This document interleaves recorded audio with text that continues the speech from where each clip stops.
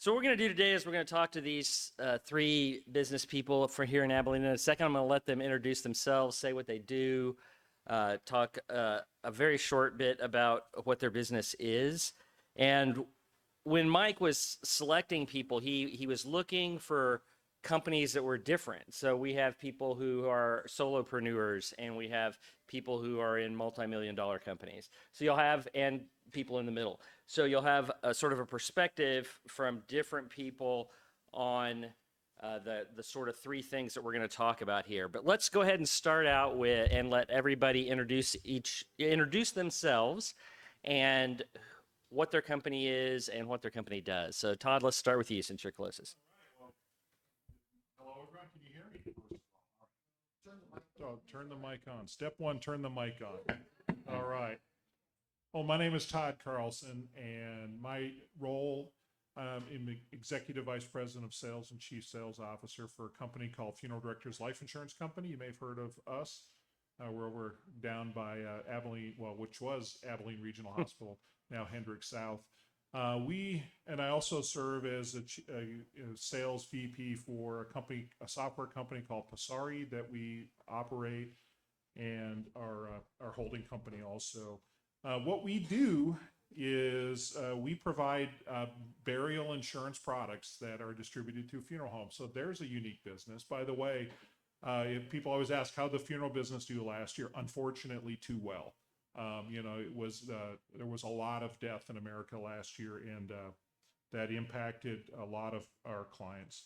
We also do advertising, marketing, and sales programs for funeral homes. They're businesses that need to be known in their communities, and we do everything from helping funeral home owners run social media management programs to direct mail and lead generation programs to reach out to families to help them understand the value of a prepaid funeral.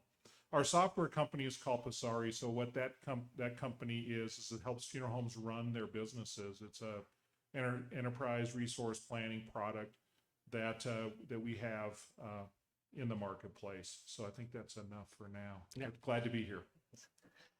Jody? Oh, this is going to be a big intro in this compared to what his was. I'm the solo entrepreneur. I've had multiple businesses over the past few years. We owned Airtime Jumpers for about 8 years. Switched over to doing a food truck to give that a try, and it was kind of a bucket list thing for me. And I've owned a Clear Image window cleaning company, which I bought from Mike. I'm sure they can all hear me, can't they? Okay, sorry. And not on Facebook. Right. Which I bought from Mike about 7 or 8 years ago, and been doing that consistently along with the other businesses. As of right now, that's all that I'm doing. Basically, it's pretty cut and clear. It's just a window cleaning business. So, but we've made it pretty well through through last year, and over the years we've grown considerably. So that's that. Right. David?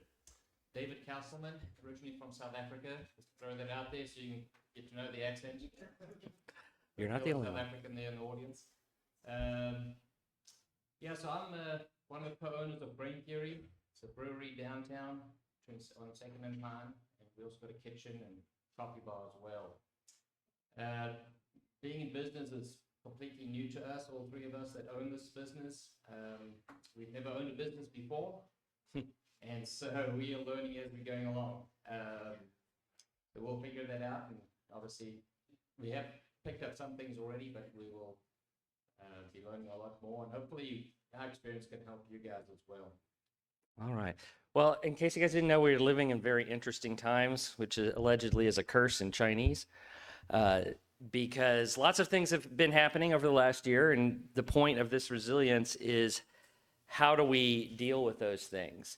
And I think some businesses, I was recently watching some information about cruise lines, and it turns out that cruise lines have huge cash they have huge reserves because they are already in a business that has ups and downs based on weather and hurricanes and that kind of event. So they're used to sort of that kind of stuff.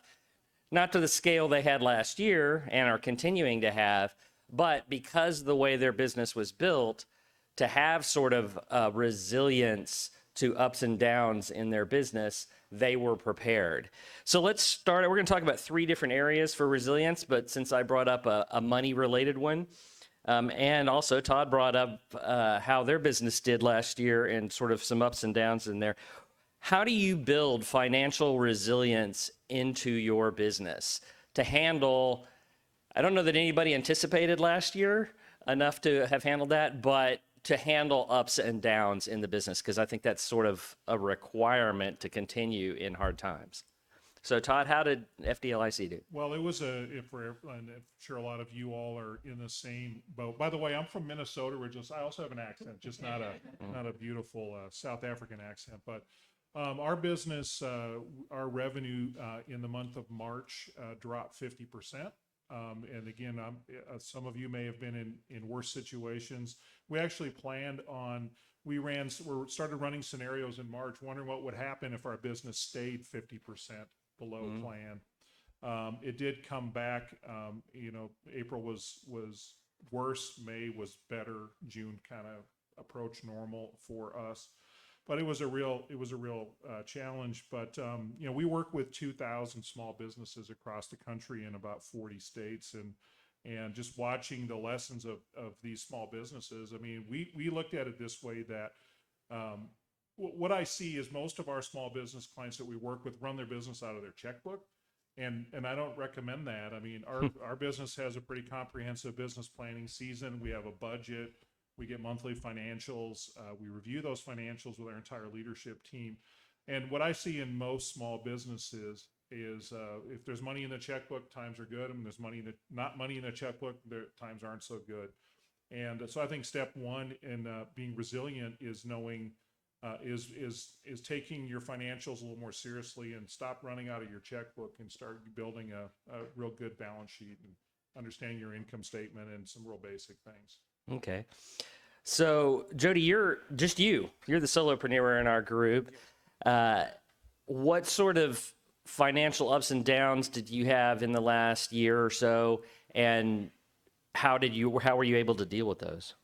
Well, let me say first that Mike was a big influence when we worked together for the 2 years that we did. And one thing that I did learn from him was that, whatever you make, try to set a certain percentage aside for rainy days. And so I had done that from the time that I purchased the business from him. And so I had a pretty large cushion, enough to get, to get us through the hard times. And the other way that we got through it was that I've been through a lot of different businesses. So some of them were hurt, such as the large corporate restaurants, and but banks never closed down. So things like that, places like that, it kind of made up for the losses that we would have ran into normally, or that we did. You're talking business terms, right? That your clients, you have banks and you have right. We try restaurants. to variety of different businesses and people that own their homes that we do their business for. So it really, we felt it a little bit, but it wasn't anything that we weren't prepared for. Lucky by what Mike taught us. Right. Yeah. And again, we live in Texas. So, it wasn't as shut down as some of these other states. I just spent a week last week in Kentucky with guys from all over the United States, and hearing their stories. Living on the East Coast and in California, we're very lucky we didn't get hit like they got hit. Yeah, and so that's interesting to just sort of reiterate what you said. You had 2 things. One is that you had some savings, that you had developed that discipline along the way of saving a percentage of your revenue so that you had a reserve. But also, I thought it was interesting, you said you had a diversity of clients. So in your case, washing windows, anybody who has a building could be your client. And some of those buildings weren't getting their windows washed, but other of them were. If you'd have been only in one niche of that market, you could have been hurt more seriously because you wouldn't have had the client. So that's an interesting point to take in. So David, you guys are pretty new. When did you start? The day after Christmas. Of 2019? Of 2020, the day after this Christmas. So you've only been open, 3.5 months. but you were working on this ahead of time. I mean, you were working on this all through 2020, right? Getting it going. And so how did that affect the development of your business? So you're kind of in the start stage. Yeah. So obviously last year was a weird year. We were meant to open a lot earlier. Couple things delayed that. Of course, COVID was one of them. The other one was just construction delays. That does happen. Original prediction was to open about February, March last year. Can you imagine if we did? We would have been in deep trouble. That was not good. So in some ways, looking back, we looked at it and thought actually it worked out really well for us to, to delay that. It did cost us, of course. So financially, yes, it was pretty hard because we didn't have income coming in, but we had certain equipment leases and things that we'd start paying. And so we had to delve into our capital. So the way we kind of worked through that was we had really some great investors who came with us along the way.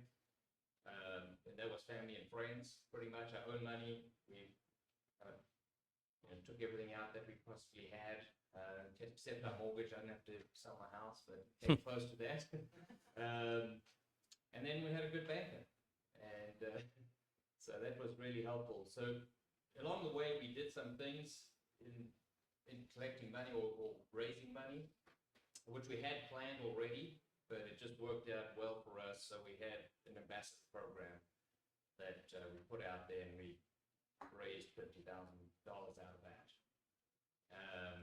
And then we went back to the bank towards the end, and the banker was very helpful to us. So that kind of helped us through that hard time. And so by the time we opened, we were really close. If we didn't open in December, it would have been pretty tough. All right. So that's sort of the financial part of it. Now let's go on to people and management. I know, and I'm going to start with you, David, because I've talked to a number of people who are in the restaurant business that I can't find people to work. How has employment been affected? You're a new business, and how have you found getting and keeping employees? How's that worked for you? I think for a start, it was kind of easy to start with because there's a coolness factor to working at a brewery. A lot of people want to come work at a brewery. It's like, that would be fun. Little did they realize it's a lot of hard work. But thankfully, for the most part, we've kept our employees. The front of house as such, people on bar, people at coffee bar, baristas, and so on. We actually have a waiting list of people wanting to work. So that's great. Kitchen, of course, is a different story. It's a little tougher. We've been pretty consistent there right now, but we have someone leaving to go to the Metroplex to start something at someone else, or we look for someone to replace them. That's really tough. And I think anyone in the food industry will know that. Hopefully, the way that we are treating our people and managing people will make a big difference. I think that does. The way that we operate is a little different in terms of our staffing. We hire people with a base rate, and then we also do a shared pool tip. So all tipping goes to everyone. And so anyone, except the owners, of course, but anyone else that's working for us gets a piece of those tips. And that actually helps a lot because each of them get a few more dollars per hour. And so at the end of the day, they're getting paid pretty well. So that's attractive to people. There's other benefits. I won't necessarily go into that, but there's a lot of other benefits in terms of the business side. And just an example, if you're working on a Monday that's really slow, generally your tips are not going to be much. But if you're working Saturday, there's a lot of tips.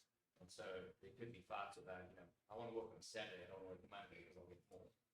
But by pooling it and dividing it out over the week, it doesn't matter when you work, or if you work in the kitchen, washing dishes, or serving at the bar, it doesn't really matter because your tips are going to be the same. And Helps. and is one of those benefits free beer? Yes. So there you go. That's why they have a line for people to work at. Yeah, people to work No, there. you get one free beer off your shift, and then you get discounts. Yeah. All right. Jody, well, do you have any employees?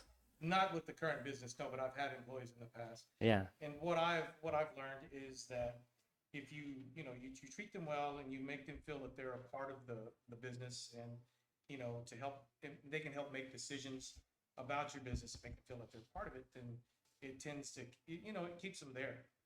They want to work for you, but anybody who has employees knows that if you have a really good employee, then you're looking forward to them finding a better opportunity because you see the potential in them. And so it's hard not to let them go or to kind of hold them back because I want to keep this good employee. But I've seen many of my past employees become very successful, and for me to be a small part of that, to mentor them, is probably one of the best feelings that you can have. So Yeah, that's good. And FDLIC, you guys have the reputation of being like the Google of Abilene. And, I spent 2 decades in the software industry in Austin and different places. And so to me, a lot of the stuff that you guys do is sort of classic Austin, San Francisco, Boston kind of stuff, but it's pretty unusual here. So what do you guys do to get and retain your employees? It's a really interesting question. We're in our 40th year of business, so we're not a new business anymore. One thing to recognize, we have 5 business goals in our strategic plan. One of them is to be known as a great place to work. So we put a high value on being known as, and then living up to that reputation of being a great place to work. And so where this kind of where the rubber really hit the road is probably about 7 years ago, our president of our company and I and a couple of other us were we're together, and we were looking around the room after that day of business meetings. We're like, man, we're not the young guys anymore.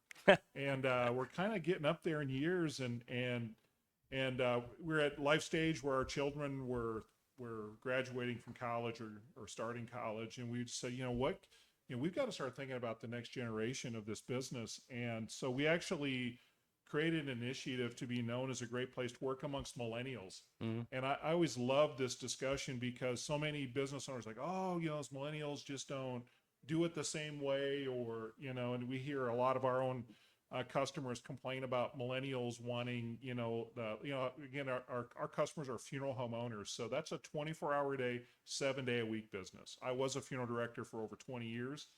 And so, it's like these kids want their weekends off, and just being incredulous about that. But so we set out to be known as to be a place where millennials would feel at home, because really that's the future employment of businesses today, millennials and Gen Zers even. So what we did was actually sat down with our young folks and said, what motivates you to come to work?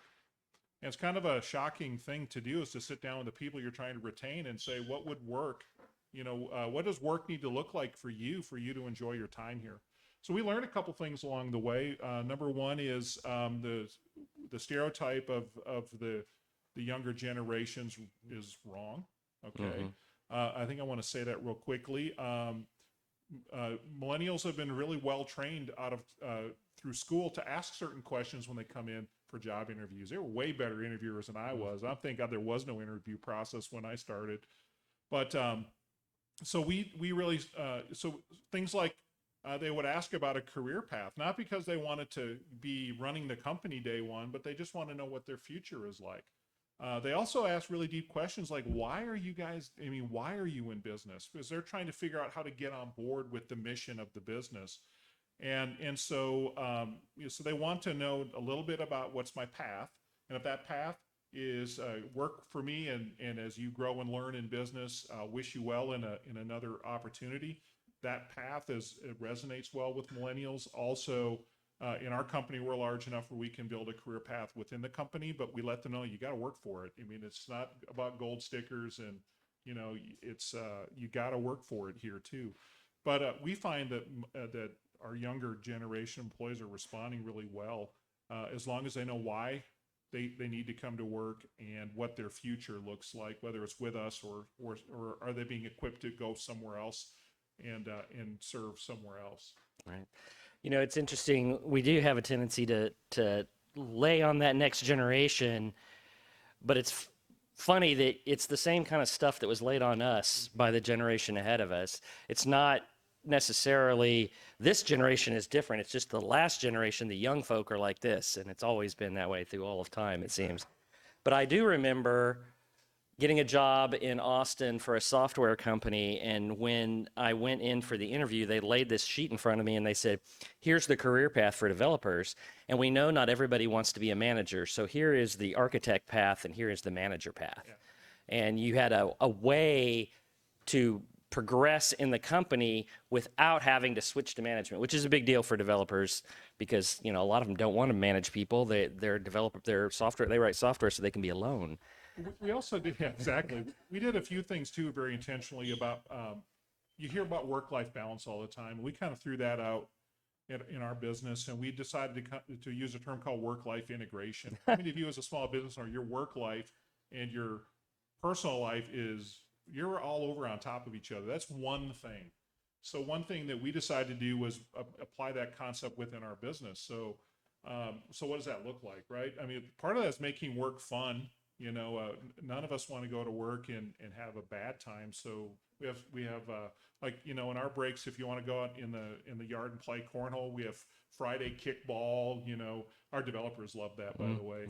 Our Friday kickball or other just enjoyable things where our employees can work and have fun. We also created, we used to have a break room, and we said, well, we'll get rid of the break room and we put in a work cafe, and the goal is that so our people's families can join them for lunch. So instead of keeping all those people out of the workplace, let's invite them into our workplace and let's sit down and have a communal place where we can share, get to know each other. And you know, my first boss when I was out of college said, never mix business and pleasure. And we decided, you know, we'd mix it all the time, you know, and our work life and our family life and our friends' life is very integrated. Yeah. Well, you just seriously impressed me with the work-life integration. I did a whole video on a false dichotomy of work-life balance because it just doesn't work. And integration is the solution. Sorry, Yeah. move on to the next thing.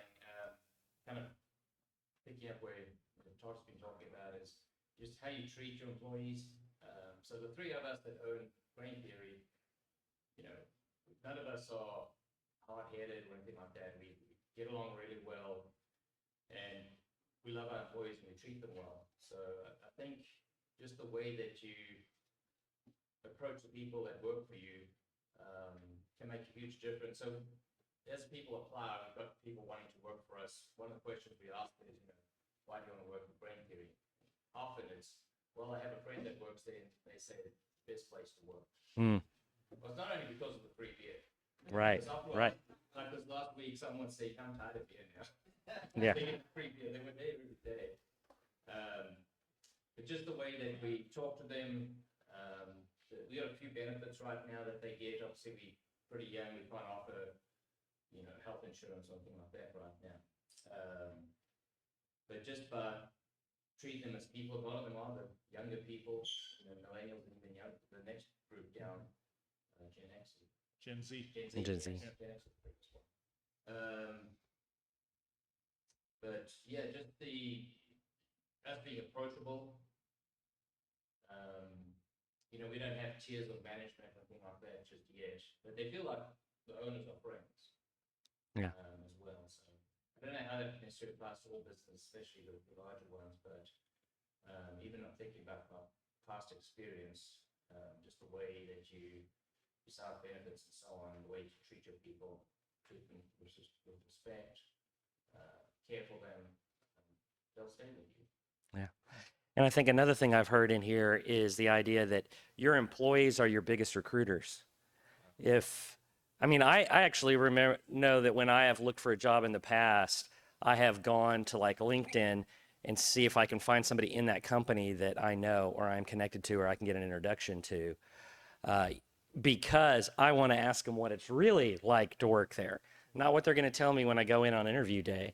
But even in any other business, especially in something like a service business, a lot of people know what it's like to work in a restaurant, that because they've worked there. But what is it like to work in your restaurant? Because there are good ones and bad ones, and which one are you?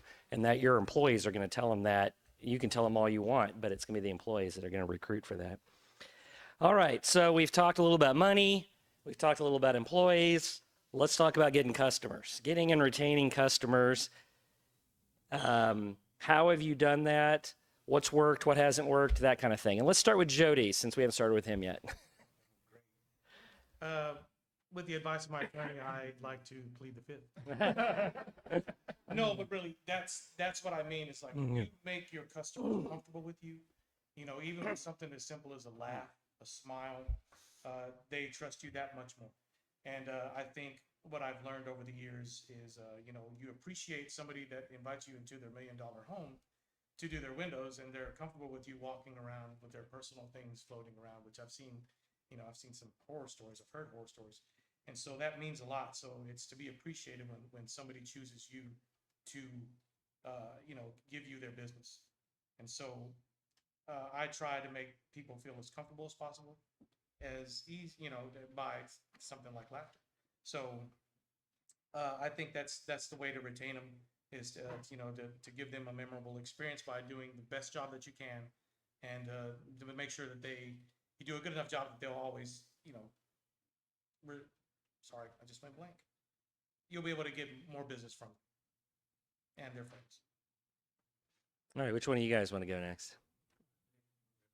For us, customer base, we built over a long period of time because we started this whole project quite a while ago. It was November 3.5 years ago when we decided we were going to open this brewery. And we went public April, so basically 3 years ago this month, at Big Day Downtown. And we started Instagram, Facebook, got that going. But we took our product and we had Big Day Downtown. We had this little kegerator called the Keezer. We had 3 taps with tons of beer, and people were walking around downtown and they just came and got free beer. So gave our product away for free to start with. People tasted it, they loved it, they started following us, so we already had a huge Instagram base and Facebook base by the time we actually opened. That was the first time. And since then, we've been at different events. Some of you may have even been to something that we've been at where we just gave it away. And built a customer base based on our product. And they knew the quality. They got to know us. And, you know, so when we opened, we already had that initial group of people that came. And then, of course, word of mouth spread from there.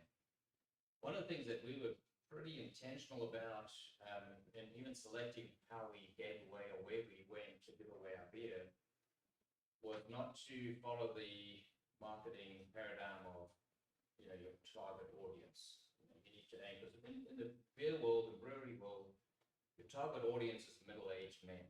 You know, that's what you're supposed to go for. And then the younger crowd. But we were pretty intentional to make beer and go to the events where we had people that were 21 and over, naturally. You know, men, women, middle-aged women as well, older people as well. And it's been fascinating to see after we've been open the diversity of people that we have coming to Brain Theory. You know, one night we had a biker group show. You know, A what? biker group show. Oh, biker. Biker.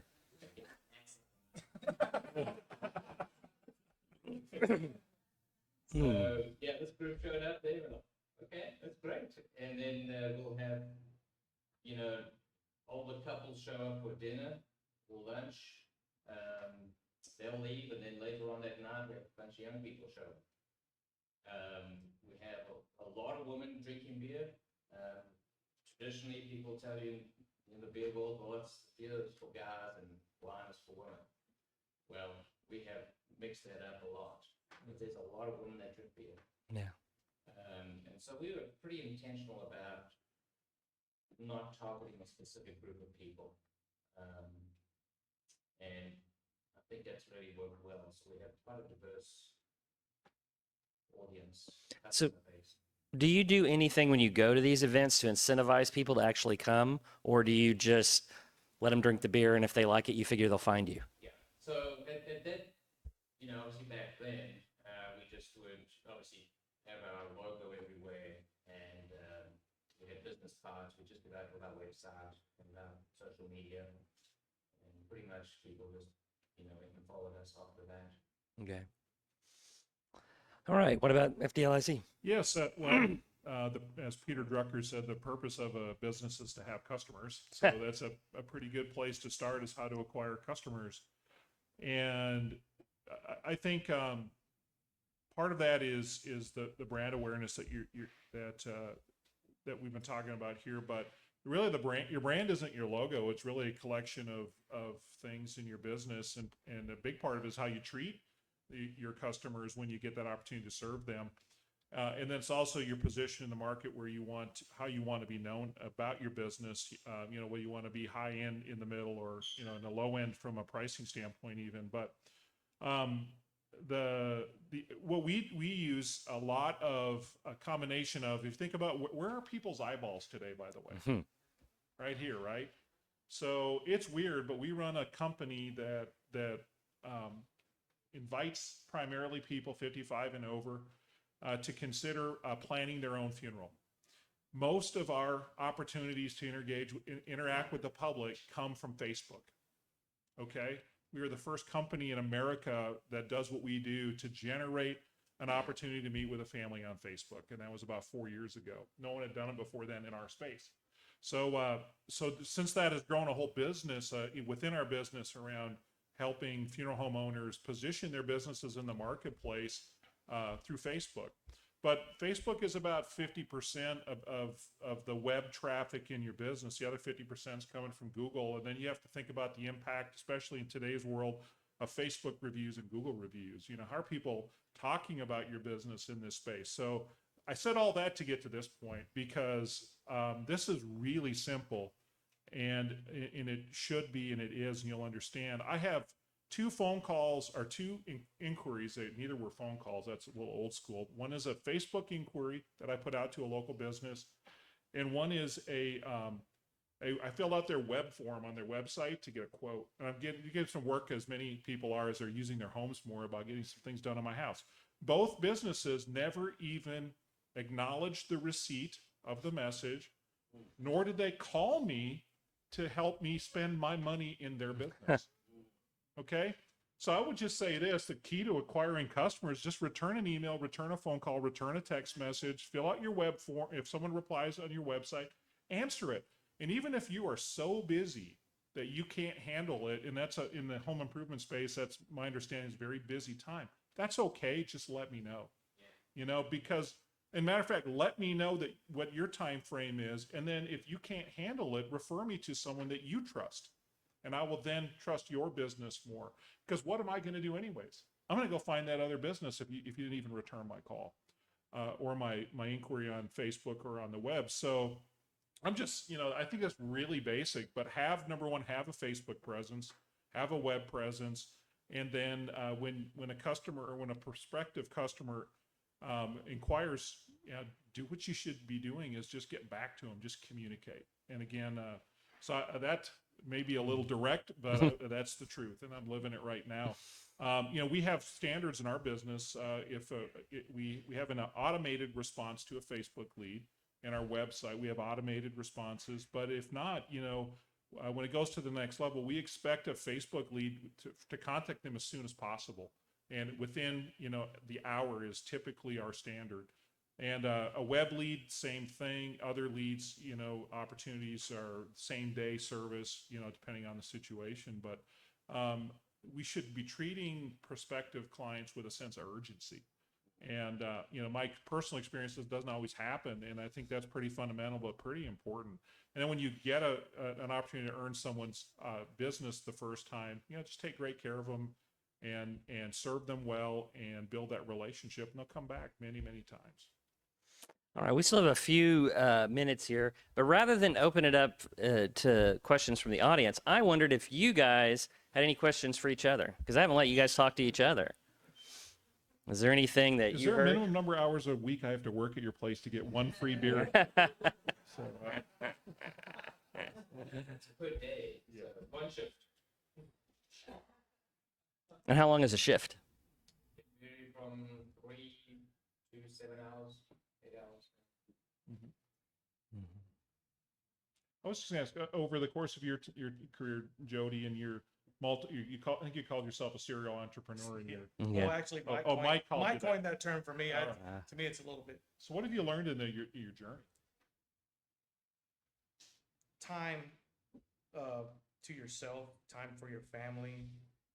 It seems to me in the past few years have been the most important thing. I was working for a company for 13 years until 2012, and where I made really good money for Abilene. And it was a really hard decision for me to walk away from that. But I wanted to watch my kids grow. I got tired of working from 8 in the morning until 6 in the afternoon. And it was one of the scariest things I've ever done, but I never looked back since then. I've met so many people having my feet on the ground. I've ran into so many opportunities over the past 8 years having my own business. And no matter how much business I've earned, no matter how much money I make, nothing pays for that extra time that you have to yourself and for your family. It's true. It's true. I have a question for you, Todd. What specific things are you doing to engage that younger millennial group or even the next? Yeah, we took a look at the workforce here in Abilene, with 3 4-year universities, a vibrant community college and technical college network. It's like, it's people, through my sons going, one at Hardin-Simmons, the other at ECU, just kind of figuring out where, people come to Abilene for their education from all over the place. And so the idea then is, how do we keep the best and brightest here? So what we've done is we have an internship program. We take on 8 summer interns every summer. So we get to, that's very attractive for people who want job experience in the things that we do. We put our own gym in. Again, we're at the size that makes sense for us. We have our own on-site gym with a personal trainer. It's a great fringe benefit. We have our own clinic even on site with a nurse practitioner on site. But the most fun thing we did is we have this, when we added onto our building here recently, Mike saw, we have this huge courtyard, and it's just the place, to go to chill out and to have fun. And we have people playing spike ball at all times. So you're very likely to see someone walking down the hall in a suit and someone walking down that same hall in their exercise clothing going outside to play spike ball. But you got to have great Wi-Fi. You gotta be. So we have Wi-Fi throughout the building. But so those are kind of the physical amenities. But I think a bigger thing that we do is we give our employees the opportunity to bonus each other in the business. Okay, because the companies, we have 215 employees here in Abilene, about another 120 remotely. 130 remotely. So we can't see the good work. I can't see the good work that my team is doing. So we allow our employees $100 a year that they can split up. 2 $50 bonuses or one $100 bonus, where when they see someone doing the work of the company, they bonus that employee, but they have to do it publicly. Mm. So we have an employee luncheon where if someone wants to recognize someone, they have to, they write up the story about the work that person does and what that work meant to that person, and they have to read it publicly, and then they get to give that gift. And this is a luncheon where tears are flowing because you see how people connect with each other in the workplace, and the benefits of encouraging that. That's just one real, and millennials love the recognition. It's recognition in front of your peers, and it's a really cool thing. But we do a lot of recognition. Yeah. All right. I think we have time for one question, and then I will turn it over to David. Anybody have a question? Yes, in the back. Oh, can you come up here and stand? This is like Comic-Con. I don't know. Maybe I'm the only one in this room who knows what Comic-Con's like, but it's like Comic-Con. You got to come to the microphone and. She instantly regretted raising her hand. Yeah.